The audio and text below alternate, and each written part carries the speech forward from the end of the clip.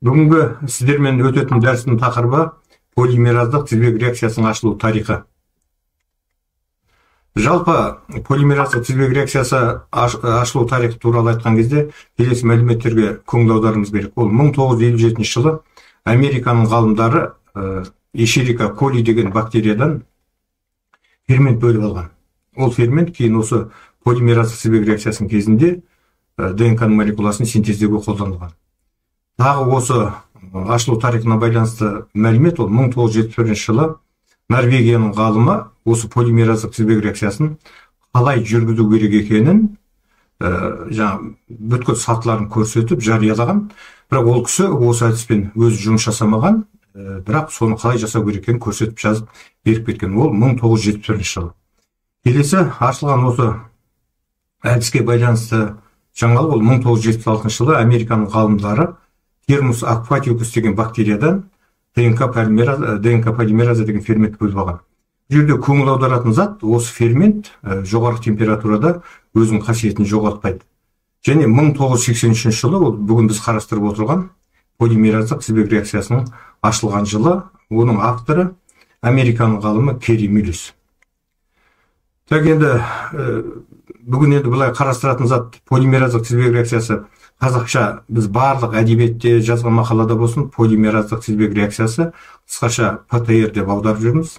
Екінші ең жиі кездесетін бір нұсқасы ол ПСА, полимераза чейн реакция деген, бұл ағылшын тілінде осылай деп аталады, және тағы да әдебиетте жиі кездесетін полимераздық тізбек реакциясының атауы ол полимеразная цепная реакция, қысқаша ПЦР деп аталады. Енді бұл әдісті Американың ғалымы 1983 жылы ойлап тапқан. Ашылу тарихтары туралы айтатын болсақ, ол кісі жаңағы әдемі жазылған, интернетте бұл туралы мәлімет. Жұма күні болады, жұмыстан қайтып келе жатып, ол кісіге идея пайда болады. Осы праймерлерді пайдалану арқылы ДНК-ның кішкентай фрагментін синтездеп алуға болады ма деген. Ол осындай идея пайда болады. Жалпы ғылымда ең бір қажет нәрсенің бірі уақытында пайда болған осындай тың идея. Осы идеямен ол кісі жаңа демалыс күндерін өткізеді, дүйсенбі күні келеді. Ол кісінің ең бірінші жасаған жұмысы кітапханаға келіп, осыған байланысты жаңа мен алдында сіздерге мәлімет бердім. Қандай ферменттер бар, осы ДНК молекуласын синтездеп алуға қамтамасыз ететін, қандай компоненттерін қосу керек, праймерлер дегеніміз қалай. Бүткіл бәрін жинақтап, осы ары қарай жарты жылдың ішінде эксперименттік жұмыстарын жалғастырған. Полимераздық тізбек реакциясының ашылу тарихына келсек, бұл жерде келесі даталарды еске сақтау керек. Ең біріншісі, бұл әдіс полимераздық тізбек реакциясы эксперименталды түрде зертхана жағдайында 1983 жылы ашылған. Өздеріңіз көріп отырған Американың ғалымы Кери Мюллес 1983 жылы лабораторияда жарты жылдай жұмыс жасап, жаңағы оң сигнал деп атайды, жаңағы полимераздық тізбек реакциясы жүріп, электрофорограммада фрагмент пайда болған. Бұл 1983 жыл. Екінші сіздердің есте сақтайтын дата ол 1985 жылы осы полимераздық тізбек реакциясы туралы жұмысының нәтижесін ғылыми басылымда, журналда жариялаған. Үшінші тағы біз есімізде сақтайтын ол 1993 жылы Американың ғалымы, өздеріңіз көріп отырған Кери Мюллес, химия саласы бойынша Нобель сыйлығының лауреаты атанады. Жалпы көптеген әлемдегі ғалымдар бұл осы әдіске ерекше көңіл бөледі. Бұл биотехнологияда ең соңғы өте жоғары дәрежеде ашылған ғылыми жаңалық болып есептеледі. Енді полимераздық тізбек реакциясының қағидалары туралы айтатын болсақ, негізі полимераздық тізбек реакциясының кезінде 3 температуралық режим қайталанып отырады. Мына слайдта берілген сіздерге ақпарат бұл амплификацияның ұзақтығы. Полимераздық тізбек реакциясы деген атының өзінен көрініп тұр. Ол осы бір белгілі бір процестер қайталанып отырады. Мына жерде айтып тұр, амплификацияның ұзақтығы 30-40 цикл. 30 цикл беруіміз мүмкін, 35-40, 37 цикл болуы мүмкін, бірақ осы екі аралықта болады. Және осы полимераздық тізбек реакциясының амплификация үрдісі деп айтамыз. Соның нәтижесінде бастапқы ДНК-ның жаңағы саны геометриялық прогрессия заңдылықтарына сәйкес көбейіп отырады. Енді мына нақтырақ айтатын болсақ, полимераздық тізбек реакциясының кезінде біз білуіміз керек 3 температуралық режимді. Ең бірінші денатурация деп аталады. бұл 94-95 градуста болады. Денатурация дегеніміз не ол? ДНК-ның молекуласы сіздер өздеріңіз білетіндей екі тізбектен тұрады, бір-біріне комплементарлық, аденинге тимин сәйкес келеді, тиминге аденин, гуанинге цитозин, цитозинге гуанин деген сияқты. Сол араларында осы нуклеотидтердің арасында қос және үш сутегілік байланыстары бар. Осы жоғары температураның әсерінен, жаңа 94 градус, 95 градус температурада ДНК-ның молекуласы екі тізбегі екі тармаққа, екі тізбекке ажырайды. Бұл жаңағы ең бірінші температуралық режим. Екіншісі праймерлердің жабысуы деп атаймыз. Ол деген сөз, жаңағы ДНК-ның молекуласын біз екі тізбекке ажыраттық жоғары температураның әсерінен. Келесі сатысында сол праймерлер барып, ДНК-ның тізбектеріне барып жабысады. Оны біз праймерлердің жабысуы, орысша отжиг праймереп деп атап жүрміз. Бұл әдетте 54-65 градуста жүреді. Үшіншісі ДНК-ның тізбегінің синтезделуі. Оны болмаса жаңа элонгация деп атаймыз. Бұл бір ғана температурада жүреді, 72 градуста жүреді. Мұны қамтамасыз ететін жаңағы алдында айтқан ДНК тақ полимераза ферменті. Мына жерде сіздерге түсінікті болу үшін осындай слайд берілген. Жаңа ең бірінші мен сіздерге айтқан ДНК молекуласының денатурациясы дегеніміз осы. Екі тізбек жоғары температураның әсерінен, бірінші тізбек деп жазылып тұр, екінші тізбек деп жазылып тұр. Екеуі жоғары температурасының әсерінен екіге ажырады. Денатурация процесінің ұзақтығы әдетте ең бірінші алғашқы денатурация деген 5-3 минутқа дейін беріледі. Кейін полимераздық тізбек реакциясының кезінде берілетін ұзақтығы 30, 35, 40, 45 секундқа дейін беріледі. Мына жерде тағы көңіл аударатын зат, ДНК молекуласының жаңағы тізбектері өз белгілі бір бағытпен көрсетіледі. 5 штрек, 3 штрек деп тұр. Ол бірінші тізбек, екінші тізбек соның қарама-қарсы болады. 5 штрек соңында тұр, 3 штрек жаңағы тізбектің бас жағында тұр. Мынау енді жаңағы алдында айтып өткен екінші процесс, бұл праймерлердің жабысуы. Праймерлер туралы қазір келесі слайдта тағы айтамыз. Олардың ұзындықтары 18-23 нуклеотидтен тұрады. Тура праймер дейтін бар, кері праймер дейтін бар. Сол праймерлер жаңа ДНК-ның молекуласы тізбегі екіге бөлінген кезде белгілі бір температурада 54-62 градус, 58 градус. Сол кезде олар барып праймерлер комплементарлық қағидаларына сәйкес барып жабысады. Мұнда енді үшінші жаңа үрдіс көрсетілген, ол элонгация дегеніміз. 72 градуста ДНК-ның молекуласын синтездеу процесі жүреді.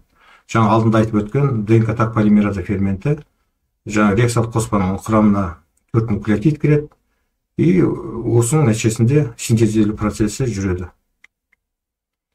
Мына жерде слайдта осы процесс көрсетілген.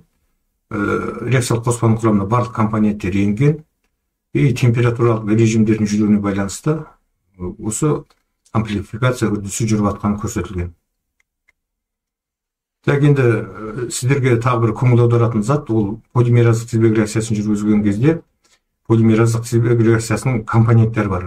Мына жерде көрсетілген кестеде. Құрамына не кіреді? Ең бірінші компоненті 10 еселенген тақ буфер, калий хлоридімен. 10 еселенген деген жаңа көрсеткішке көңіл аударуларыңызды сұраймыз. Екінші ДНТП-ның қоспасы, ол жаңа сізде алдында айтып отырған ДНК-ның құрамына кіретін 4 нуклеотид. Аденин, тимин, цитозин, гуанин. Одан кейін тура праймер F деген әріппен белгіленеді. Сосын кері праймер. Сол жаңа сіздермен айтып отырған ДНК тақ полимераза ферменті. Бұл жаңағы осы бүткіл реакцияны жүргізетін қамтамасыз ететін фермент. Одан кейінгі компонент 25 миллимолярдық магний хлоридтің ерітіндісі. Магний хлоридтің ерітіндісі полимераздық тізбек реакциясын жүргізгенде аса маңызды. Осы магний хлоридтің концентрациясына байланысты жаңағы полимераздық тізбек реакциясы жүруі мүмкін, жақсы жүруі мүмкін, жүрмей қалуы мүмкін. И сосын келесі деионизирленген су дейді. Суға деген талап өте жоғары. Су жаңағы деионизирленген, құрамда РНК, ДНК-да жоқ, таза су болу керек. ДНК-ның үлгісі. Енді келесі жаңа бағанға көңіл аударатын болсақ, осы біз соңғы жылдары жасап жатқан жұмыстарымызда реакциялық қоспаның көлемі 25 микролитрге дейін азайттық. Негізі кезінде реакциялық қоспаның көлемі 100 микролитр болатын, 50 болды, одан 25 болды. Қазір ғылыми мақалаларды оқып жатсаңыздар, реакциялық қоспаның көлемін 15-10-ға дейін түсіргендер бар. Бірақ біз әзірге күні бүгінде реакциялық қоспаның көлемін 25 микролитр етіп алып дайындап жатырмыз. Жаңа мен сіздерге айттым ғой, 10 еселенген тақ буфер деген. 10 еселенген тақ буферін біз 2,5 микролитр алып жатырмыз. Өйткені атының өзі айтып тұр 10 еселенген деп. 25 болғандықтан біз 2,5 алып жатырмыз. Егер осы 25 емес 30 болатын болса 3 аламыз, 50 болатын болса 5 микролитр аламыз. басқа компоненттер туралы мен сіздерге айттым. Бұл жерде жаңағы ДНТП деп отырған ДНК молекуласын синтездейтін материал, тура және кері праймер сол біздің геннің қажетті фрагментін синтездеп алуға мүмкіндік беретін компонент. ДНК таг полимераза ферменті осыны синтездеуді қамтамасыз етеді. Енді праймерлердің өзіне келетін болсақ, жалпы праймерлер дегенде сіздер жаңағы оны қалай түсіну керек? Праймерлер дегеніміз жаңағы нуклеотидтердің тізбектері. Оның жаңағы ұзындығы кем деген кезде 18 нуклеотидтен тұрады, көп дегенде 26-30 нуклеотидке дейін кетіп қалуы мүмкін. Бұл праймерге қойылған қандай талаптар десек, сіздер білулеріңіз керек. Праймердің ұзындығы кем дегенде 18 нуклеотидтен болу керек. Енді оны сіздерге былай деп айтып түсіндіру керек. Егер біз 18 нуклеотидтен аз тізбектен тұратын праймерді қолдансақ, біз жаңа арнайы полимераз тізбек реакциясын жүргізе алмаймыз. Өйткені ол басқа бір комплементарлық емес жерлерге барып байланысып кетуі мүмкін. Екінші аса маңызды көрсеткіштердің біреуі ГЦ деп атаймыз, гуанин мен цитозиннің үлесі. Тура праймер деп айттық, кері праймер деп айттық, соның құрамындағы ГЦ-ның үлесі 40%-тен кейін емес болу керек. 40 мына жерде 50% деп қойып қойғанбыз. Кем дегенде 40% болу керек, оны біз ескеруіміз керек. Сосын жаңа алдыңғы слайдта болды, тура праймер, кері праймер. Сол праймерлердің жабысу температурасы бар. Ол 54 градус, 58 градус болуы мүмкін, 62 градус болуы мүмкін. Бірақ сол тура праймер мен кері праймердің жабысу температурасының арасындағы айырмашылық 1 градустан жоғары болмау керек. Егер тура праймердің жабысу температурасы 58 градус болса, кері праймердің жабысу температурасы 59 или 57 болу керек. 62 градус болып кетпеу керек. Одан басқа да келесі талаптар көрсетілген, ол өзі біз дайындаған праймерлер өздері бір-біріне комплементарлы болмау керек, шпилька түзілмеу керек, димерлер түзілмеу керек. Осындай талаптарға сәйкес болу керек. Енді сіздерге праймерлер туралы тағы да қосымша ақпарат беретін болсақ, мына жерде сіздерге праймерлердің тізбектері берілген. Мына ірі қарада кездесетін лейкоциттер адгезиясының жетіспеушілігі деген ауру бар. Сол аурудың кезінде қолданатын праймерлердің тізбектері көрсетілген. Мына жерде жазылып тұр тура праймер деп. 5 штрих аденин, гуанин деп жаңағы 18-21 нуклеотидтен тұратын тура праймердің тізбектері берілген, және кері праймерлердің. Жаңа праймердің тізбектерін жазған кезде міндетті түрде 5 штрих, 3 штрих деп оның бағытын көрсетеміз. Тура праймер болатын болса, F деген әріппен белгілейміз, ағылшынның. Ол forward деген мағынасын білдіреді. Егер кері праймер болатын болса, R деген әріппен белгілейміз, ол реверсия, кері дегенді білдіреді. Мына сіздерге көрсетіп отырған слайдта біз праймерлерді әдебиеттен алғанбыз. Мына жерде автор жазып тұр, ерлік деп тұр, 1991 жылы қай журналда, қаншасыншы бетте, қаншасыншы нөмірінде жарияланған бәрі көрсетілген. Бұл жаңағы бір нұсқасы. Біз әдебиеттен оқимыз, сол жерден праймердің тізбектерін аламыз, сосын осы праймерлердің тізбектерін біз праймер синтездейтін компанияларға беріп синтездеп аламыз, сосын жұмыс жасаймыз. Оның астына таман төмен жағында берілген ақпаратта не берілген? Негізі тұқым қуалайтын аурулардың көбі геннің экзондық бөлігіндегі бір нуклеотидтен тұратын нүктелік мутацияның нәтижесінен пайда болады. Мына біз қарастырып отырған блат деген тұқым қуалайтын ауруда 383 позицияда аденин деген гуанин, аденин деген нуклеотид гуанин деген нуклеотидпен алмасып кеткен. Қарасаңыздар, қызылмен бояп белгілі болып тұр. Нормалдайды, ол қалыпты жағдайда аденин деген нуклеотид тұр. Тура екінші вариант, осы геннің тізбектері мутант деп тұр. Ол мутация болған деген сөз, ол жерде гуанин деген нуклеотид тұр. Атақ, ал былайынша екі ген тізбектердің арасында ешқандай айырмашылық жоқ. Бұл әдіске келетін болсақ, бұл әдістің бұл оңай, қиыншылық ештемесі жоқ. Сіз осы әдебиеттен мақаланы, өзіңіз керек мақаланы тауып аласыз, праймерлердің тізбектерін аласыз, сосын тапсырыс бересіз, жұмыс жасайсыз. Бірақ бұл жерде біз өзіміздің күнделікті жасап жүрген жұмыста кездескен қандай кемшіліктер бар. Кей кезде көрсетілген тура және кері праймерлердің тізбектерінен қателік кетіп қалады. Ол механикалық қате болуы мүмкін. Болмаса ғалымдардың жіберген әдейі арнайы жіберген қателіктер болуы мүмкін. Сондықтан бұл әдістің оң жақтары да бар, бұл әдістің шамалы кемшіліктері де бар. Енді осы полимераз тізбек реакциясын жүргізген кезде сіздерге үш бір түсінікті айтып кету керек. Ол біреуі амплификация деген, сосын амплификат деген зат бар, сосын амплификатор деген бар. Амплификация дегенде сіздер былай түсінулеріңіз керек, ол үрдіс, ол процесс ол. жаңа айттық қой, 35-40 30 секундтың ішінде жүреді деп, қайталанады деп.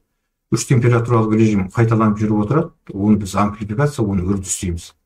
Ал сол үрдісті жүргізіп отыратын бізде құралғы бар, қондырғы бар, орысша прибор дейміз. Оның атын амплификатор дейміз. Мына сіздерде слайдта көрсетілген амплификатор мынау. Бұл бізде аграрлық университетте бар, сабақта сіздер өздеріңіз қолданасыздар. Симпи деп аталады. Бұл амплификатор 96 үлгіге есептелген 3 температуралық режимді қамтамасыз етеді. Алдында мен сіздерге айттым, денатурация 95 градуста, одан кейін праймерлердің жабысуы 54, 68 градус, 62 градуста, үшіншісі элонгация дейміз 72 градуста. Мына осы арнайы қондырғы. Бұлдай қондырғылардың бағасына келсек, қазір 4,5 миллион, 6 миллион, 12 миллион, ең арзандарын 1-2 миллионнан астамға сатып алуға болады. Қазір мұндай қондырғылар көп. Біздің университетте бар, күнделікті қолданып жүрген қондырғылардың біреуі. Енді жаңа мен сіздерге қондырғыны айттым, 3 температуралық режимді қамтамасыз етеді деп. Енді осы жерде сіз прибор алғыңыз келеді, амплификатор алып жұмыс жасағыңыз келеді. Сол кезде енді сіздер осы мамандықтың иесі ретінде осы қондырғыны алатын кезде оның сипаттамасы дейміз, оның көрсеткіштері дейміз. Қандай көрсеткіштер, неге көңіл аудару керек. Бұл қондырғы бізге 3 түрлі температуралық режимді қамтамасыз етеді. Мына жерде мынандай графикалық нұсқада берілген осы температура ең бірінші 95 градус. Мысалы, жаңа амплификатор прибор лабораторияның ішінде тұр, зертхананың ішінде. Біз ол жерге апарып, жаңа реакциялық қоспа дайындаған пробиркамызды саламыз. Ол жерде бөлме температурасы 22 градус, 23 градус, енді осындай температура болады. Сосын ол қондырғы қыздырады да, ол температураны жаңағы амплификатордың ішінде 95 градусқа жеткізеді. Енді 23 градустан 20 градустан 95 градусқа дейін прибор қыздырады. Қондырғы қыздырады. Бұл қиын емес. Негізі қыздыру, температураны жоғары көтеру, қондырғы үшін ол былай жеңіл үрдіс болып саналады. Осы қанша, мысалы, 10-12 секундтың ішінде прибор 22 градустан 95 градусқа жеткізеді. Бұл жаңа, сосын бұл жерде егер алғашқы денатурация болатын болса, 5 минутқа дейін ұстап тұрады осы температурада. Егер ол жаңа 30-35-40 секундтың ішінде болатын болса, 30-35-40 секунд ұстап тұрады. 95 градусқа жетеді и сол температурада ұстап тұрады. Енді келесі температурада бізде ол праймердің жабысуы. Жаңа алдында біз сіздерге айттық, ол 54 градус, 58 градус болуы мүмкін. Енді қараңыз, 92-95 градустан температура қазір 54 градусқа дейін түседі. Болмаса 62 градусқа дейін түседі. Бір 30 градусқа түседі. Енді сіздер осындай қондырғы амплификатор таңдаған кезде өз жеріне қарауыңыз керек. Қаншалықты жылдам 95 градустан 64-62 градусқа дейін түсе алады. 30 градус. Бұл жерде де кетуі мүмкін, мысалы 12 секунд кетуі мүмкін, 14 секунд кетуі мүмкін. Неғұрлым осы аралықтағы жаңағы ұзақтық қысқарақ болатын болса, ол қондырғы жақсы деп есептеледі. Праймердің жабысу температурасы жаңа 62 градус болуы мүмкін. Ұзақтығы әдетте 30 секунд болады, 30 секунд осы температура ұстап тұрады. Келесі бізге керек температуралық режим ол 72 градус. Температура қайтадан көтеріледі, 62-ден болса 72-ге дейін. Бұл жоғары көтерілу әрдайым ол жеңіл процесс. Ол кез келген қондырғы жоғары температураны тезірек жинап алады. Бұл жерде ұзақтығы 3-4 секунд болуы мүмкін, 5 секунд болуы мүмкін. 72-ге дейін келеді. 72-де біз тағы да бір 35-40-45 секунд ұстап тұруымыз керек. Ары қарай қайтадан 95 градусқа көтеріледі. Осылай бүткіл осы үрдіс 30-35 рет, 40 ретке дейін қайталанып отырады. Осыны біз полимераздық тізбек реакциясы деп атаймыз. Қондырғы таңдағанда бізге ең үлкен жаңағы сапасын анықтайтын критерий осы температуралық режимдерді қаншалықты жылдам өзгерте алады және қаншалықты дәл ұстап тұра алады. 95 градусқа келіп жетсе, 95 градуста ұстап тұру керек. Ол жаңа 94-5 түсіп кетпеу керек. Қазір қондырғылардың бәрі бұл жағынан өте талаптарға сәйкес келетін қондырғылар бар. Енді полимераз тізбек реакциясын жүргізу кезде енді қосымша жаңағы айтып отырған амплификатор ол ең негізгі қондырғы. Ол болмаса біз онда ешқандай жұмыс жасай алмаймыз. Сонымен қосымша қондырғылар керек. Мына жаңағы слайдта көріп отқандарыңыз бұл вортекс деп аталатын қондырғылар. Бұлар қарапайым, бағалары онша қымбат емес. Бұлар вортекс деген екі қызмет атқарады. Біреу реакциялық қоспаны дайындаған кезде, соның ішінде реакциялық қоспаны максимально мүмкіндігінше жаңа араластыру үшін, екіншісінен центрифуга қызметін атқарады. Реакциялық қоспаны араластырып аламыз, одан кейін оны түбіне түсіреміз айналдыру арқылы. Центрифугамен айналдырған кезде жаңа бүткіл реакциялық қоспа пробирканың түбіне жиналады. Бұл қондырғыда бізде бар, студенттер пайдаланады оқу процесінің кезінде. Енді жаңа алдында айтып кеткен слайдтардың жалғасы мынау. Осы әртүрлі тұқым қуалайтын аурулар берілген. Блат, СВМ, цитолинемия дейтін ауру бар. Уридин монофосфат синтетазаның жетіспеушілігі деген аурулар бар. Мына жерде көңіл аударатын ең бірінші алғашқы денатурация дейді, ол бәрі 94-95 градус, 95 градус деп бір уақытысы әрқалай болуы мүмкін. 3 минут болуы мүмкін, 5 минут болуы мүмкін. Одан кейін келесі айтып отырған екінші сатысы жүреді. Екінші сатысы жүрген 35 циклдың ішінде. Бұл жерде қарасаңыз, 4 түрлі ауруға біз тексергенбіз. Төртеуінде де циклдардың саны 35. 3 процесс қайталанып отыр. Денатурация, праймерлердің жабысуы, элонгация. Енді бұл жердегі айырмашылық тек қана элонгация өзгермейді. Денатурация тоже бір температурада, а праймерлердің жабысуында шамалы айырмашылық бар. 62 градус деп тұр, 58 градус деп тұр. И ұзақтығы да әрқалай. Тағы бір еске салатын зат элонгация үрдісі. Ол 72 градуста жүреді. Ұзақтығына қарасаңыз жерде 60 секунд деп тұр, 45 секунд деп тұр. Ол біз синтездеп алып жатқан ДНК фрагменттің ұзындығына байланысты. Егер ДНК фрагменттің ұзындығы ұзын болатын болса, 1200 нуклеотидтен тұратындай жағдай болатын болса, біз онда элонгацияның ұзақтығын ұзартамыз. Өйткені фрагменттің ұзындығы ұзын, оны синтездеу үшін қосымша уақыт кетеді. Ол 2 минутқа дейін кетіп қалуы мүмкін, 1,5 минутқа дейін кетіп қалуы мүмкін. Ал біз алып жатқан амплификаттың ұзындығы мысалы 159 жүр нуклеотид болатын болса, 220 болатын болса, онда 30 секунд берсек жеткілікті. Ең соңынан жаңағы аяқтаушы синтез дейміз. Бұл 72 градуста жүреді, көбіне 5 минут береміз. Сонымен бүткіл біздің жасаған полимераз себек реакциясы өзінің жұмысын атқарып шығады. Ең маңызды компоненттердің біреу магний хлоридтің концентрациясы көрсетілген. Реакциялық қоспаның ішіндегі соңғы жұмыс концентрациясы дейміз, сол 1,5 миллимолярлық концентрацияда болу қажет. Енді біз полимеразы реакциясын қойдық дейік. Ол деген жаңағы сіздерге алдында айтып өткен амплификатор қондырғысының ішінде жүреді.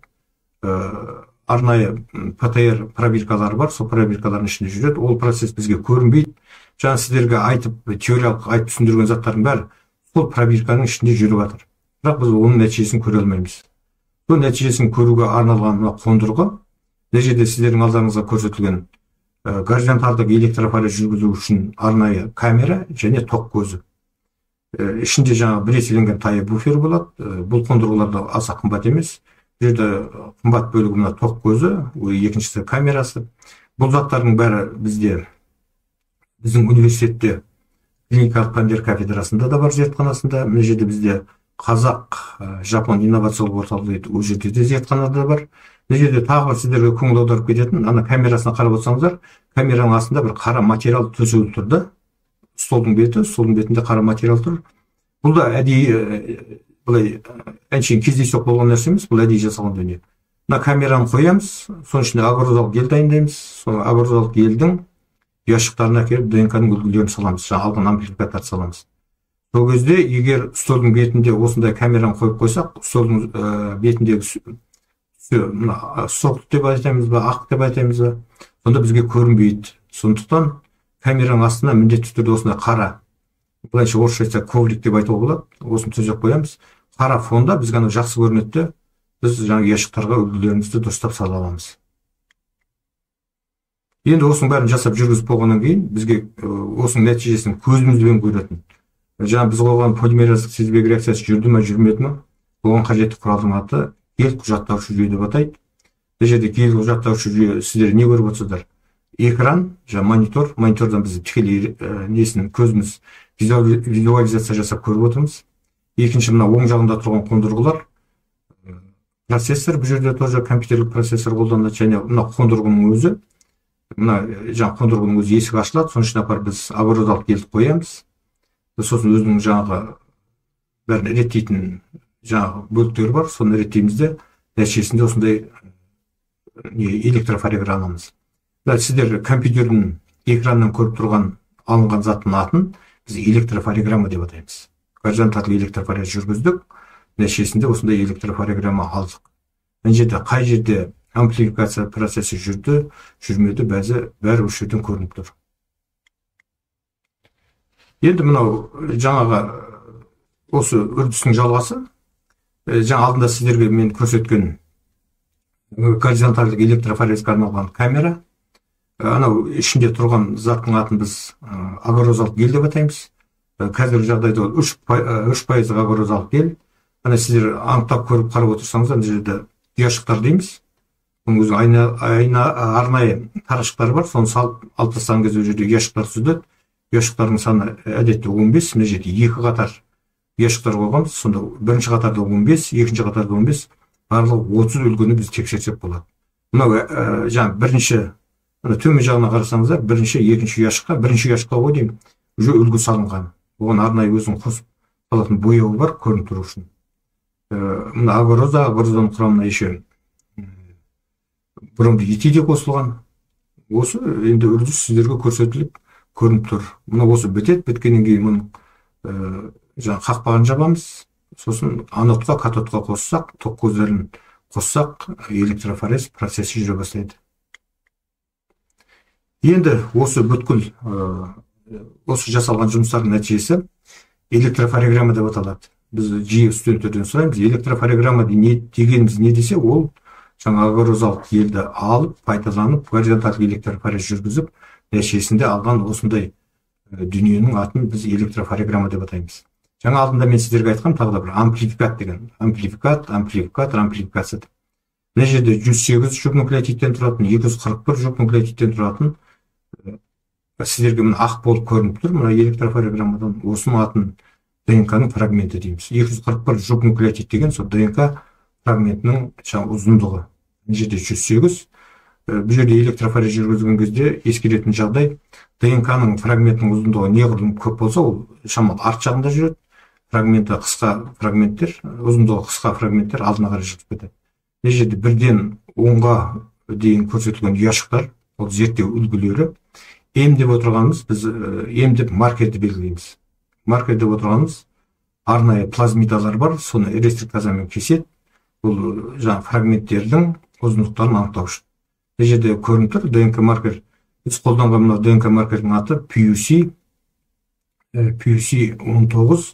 MSP1 рестриктазасымен кесілген маркер. Бұл жерде фрагменттердің размері 501, 489, арғары көрінбей тұр. Ең төмен жағындағы фрагменттер 111, 110. Егер мына электрофореграмманың сапасына келетін болсақ, мына жерде әдемі жүргізілген, мынау жаңағы бір эксперименттік жұмыстар бастасақ, біз тексеріп аламыз, қай жерде қалай жүріп тұрды. Мына жерде өте әдемі көрсетілген. 241 жүк нуклеотидтен тұратын фрагмент мүлдем әдемі көрініп тұр. 108 одан әлсіздеу көрініп тұр.